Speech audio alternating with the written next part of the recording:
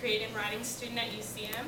I have some happy death poems, so I hope you find them as entertaining as I did when I wrote them. My first poem is called The Answer to Your Question.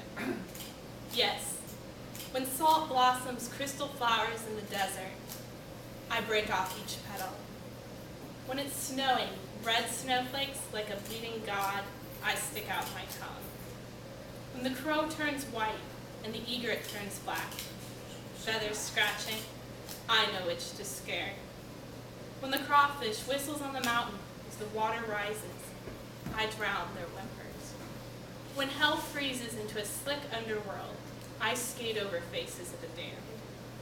When gypsy children are streaming from the sky, their pockets jingling, I hold out my palm.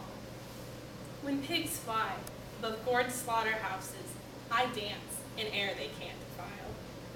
When the moon turns blue over the jagged tree line, I will listen to your cheap prayers.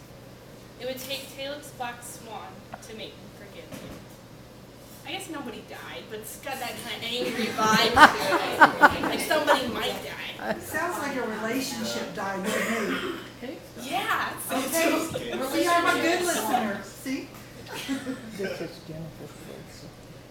My next poem is called Meditation of a Serial Killer at a Roadside Stop in Nebraska. Sorry.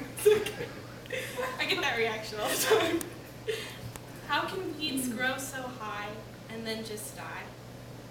To my back is a desolate meadow, yawning before the corn begins, in endless rows, green with judgment. I don't like corn.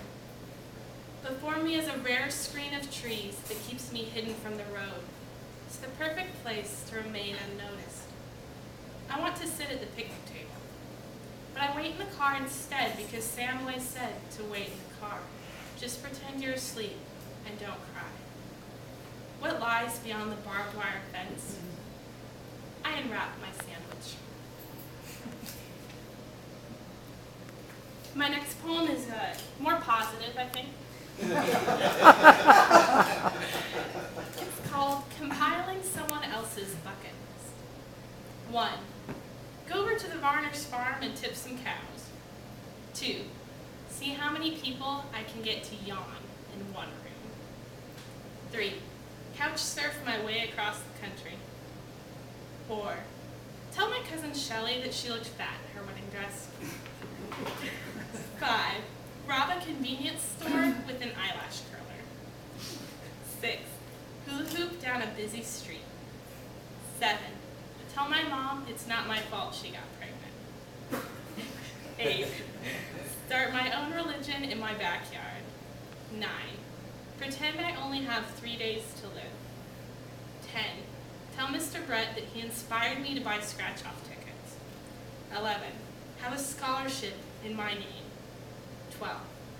Play tug of war with 100 children. 13. Find myself on Google Earth. My last poem is kind of dark and twisted. Nobody dies, but it's still kind of got that macabre sense of humor. Every night she counts to 12. Sophie plays hopscotch by herself on the broken pavement outside her mother's house. Sophie sings a rhyme about all the ladies in France with lacy black underpants. Sophie imagines her mother wearing lacy underpants and laughing with a man. Sophie skips on the squares until she sees a half-crushed butterfly with one limp wing fluttering. Sophie pauses for a second, tilts her pale face, and then jumps with both feet on the butterfly.